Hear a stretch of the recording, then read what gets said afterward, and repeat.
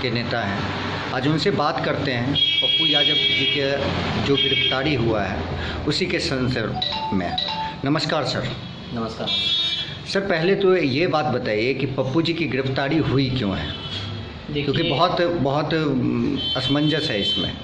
देखिए, आप ये जाहिर है पूरे बिहार से लेकर पूरे देश में जो इस महामारी में जो समस्या उत्पन्न हुई है, चाहे वो आप देख रहे हैं कि पटना में जितने भी बड़े बड़े अस्पताल हैं, PMCH, NMCH, उसमें जो विधि व्यवस्था है वो पूरी तरीके से फेलोर है और सरकार इस पर कहीं भी एक्टिव नहीं दिख रही है।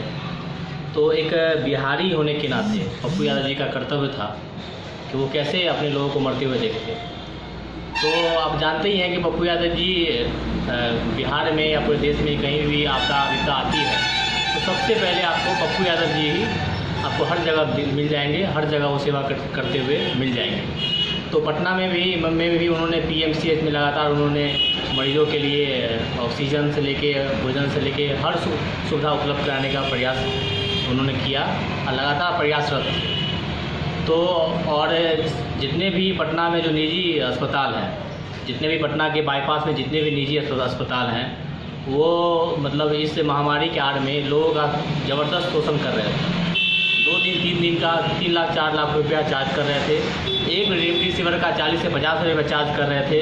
एक ऑक्सीजन का 20 से 30 रुपये चार्ज कर रहे थे, जो कि इस बिहार के मध्यम वर्गीय परिवार के लिए काफ़ी मुश्किल था। बिहार में प्रति व्यक्ति आय दर जहाँ 6,000 से नीचे है, वहाँ के लोग अपने परिवार के लोग के जीवन बचाने के लिए कहाँ से 30 या 40 या 50 रुपये लाख रुपये लाएंगे।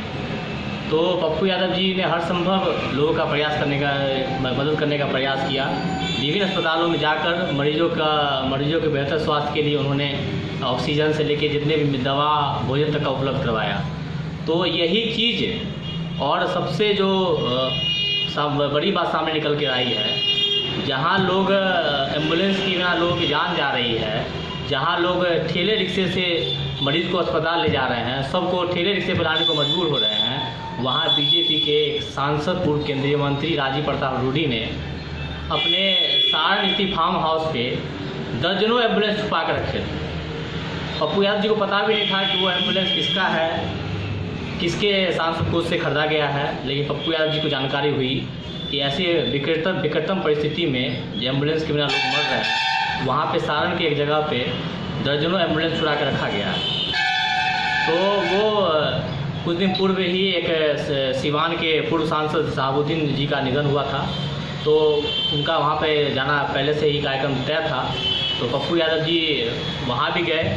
वहाँ पे जाने के बाद उन्होंने देखा कि राजीव प्रताप रूडी जी के सांसद फंड से कई 100 से ऊपर एम्बुलेंस वहाँ पर लगे हुए थे जो बेकार पड़े हुए थे। तो पप्पू यादव जी ने इसका विरोध किया और उसको देश के सामने उन्होंने निकाल के लाया कि ऐसा क्यों, जब पूरे देश में लोग एम्बुलेंस के बिना मर रहे हैं और बिहार में जहाँ एम्बुलेंस की सख्त ज़रूरत है, जो हालात है अभी कोविड-19 को लेकर, तो उन्होंने इस चीज़ को पूरे देश के सामने लाया और रूडी जी से सवाल किया। तो रूडी जी का एक बयान भी बेतुका सा बयान सामने आया कि ड्राइवर के अभाव में ये एम्बुलेंस पड़ी हुई है।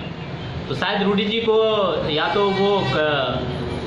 तो उनके पास नॉलेज नहीं है या वो कम पढ़े लिखे हैं, ये भी हम नहीं कह सकते हैं, क्योंकि जो आदमी पायलट रह चुका हो, जो आदमी इतना पढ़ा लिखा हो, वो ऐसी बातें बेतुका बात बोलते हैं तो ये काफ़ी हास्यास्पद बात लगती है। क्योंकि उनको ये पता नहीं है कि कोई भी जो सरकारी एम्बुलेंस होता है उसको चलाने का सारा जो पदभार होता है वो DM के अंदर में होता है और वो जो ड्राइवर होते हैं वो DM के द्वारा ही ऑथराइज किए जाते हैं।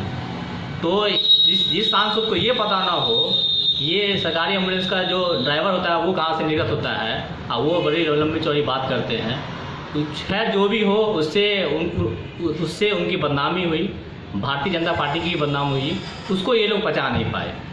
तो पहले तो ये कहा गया पप्पू यादव जी को आप पटना से बाहर नहीं जा सकते हैं। तो पप्पू यादव जी बोले ठीक है, हम पटना में रह के लोगों का मदद करेंगे।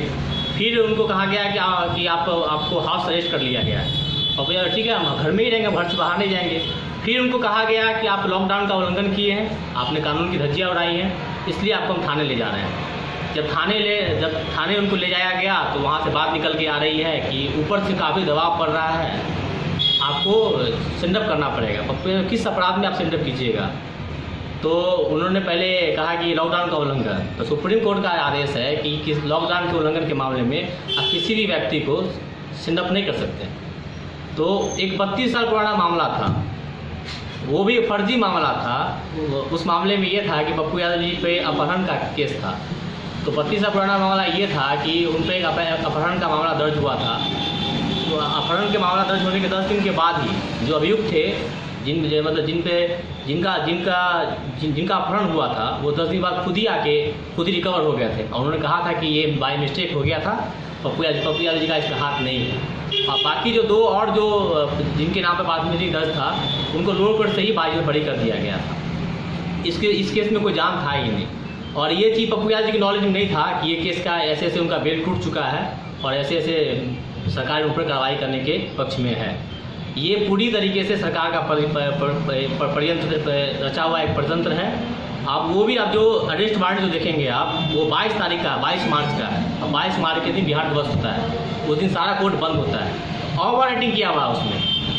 खैर, अब पूरा बिहार जान चुका है कि किस तरीके से पप्पू यादव जी को ये लोग फंसाने के चक्कर में हैं, किस तरीके से पप्पू यादव जी के बढ़ते हुए राजनीतिक कद से ये लोग प्रभावित हैं, किस तरीके से हर जात धर्म के मजहब के लोग पार्टी और दल से ऊपर उठकर पप्पू यादव जी के साथ खड़े हो रहे हैं। और उनके बढ़ते हुए कद के सारे लोग चिंतित हैं, चाहे वो बिहार के विपक्ष हो या सत्ताधारी लोग हो।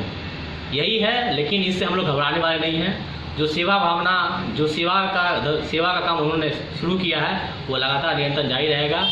वो हमको परेशान कर सकते हैं लेकिन हरा नहीं सकते हैं, और सेवा निरंतर जारी रहेगा। तो अभी जो है सो मतलब कि क्या आशा लगता है कि कब तक उनको रिलीज किया जाए? 14 दिन हमें न्यायालय पे पूरा भरोसा है। 14 दिन के न्यायिक हिरासत में उनको भेजा गया है। और क्योंकि अभी कोविड को लेकर सारा कोर्ट भी बंद है, 14 दिन के बाद हमें न्यायालय पे पूरा भरोसा है कि उनको जमानत मिल जाएगा। वो फिर से, अभी उनके स्वास्थ्य में भी कुछ समस्या है। उनका कुछ दिन पहले ब्लडर का ऑपरेशन हुआ था, किडनी में उनको स्टेन है, सांस लेने में तकलीफ हो रही है। तो हम लोग पहले तो न्यायालय से गुजारिश करते हैं कि उनको जल्द जमानत दे दी जाए। उसके बाद हम उनसे आग्रह करेंगे पप्पू यादव जी से कि पहले उनका स्वस्थ होना बहुत जरूरी है, क्योंकि उनसे बिहार के काफ़ी लोगों की उम्मीद जुड़ा हुआ है। पहले वो स्वस्थ हो जाए, फिर वो जनता के लिए तन मन धन से लग जाए। तो अभी जैसे कि आपने बताया कि 14 दिन का समय है, तो पार्टी स्तर पे जो है किस तरह का विरोध किया जा रहा है? क्योंकि प्रोटेस्ट वगैरह पटना में तो देखने को मिल रहा है कि रोड हर जगह आप देखते होंगे कि जो दीपक भट्टाचार्य जी हैं, CPIML, उन्होंने पार्टी और उन्होंने बड़ा दिल दिखाया है। पूरे बिहार में CPIML का कल विरोध प्रदर्शन था, जिसमें जाप का भी पूर्ण समर्थन था। उन्होंने स्पष्ट रूप से कहा कि ये सरकार का एक परतंत्र है। यहाँ तक कि सरकार के जो ऊर्जा मंत्री है विजेंद्र यादव, उन्होंने भी कहा कि पप्पू यादव जी को सरकार फंसाने का साजिश कर रही है। तो आप सोच सकते हैं कि नीतीश कुमार जी और केंद्र की सरकार किस हद तक अपने नाकामियों को छुपाने के लिए एक ऐसे व्यक्ति को जेल में डाल दिया गया, जिस व्यक्ति से कितने लोग अभी उनको नया जीवन मिलता था।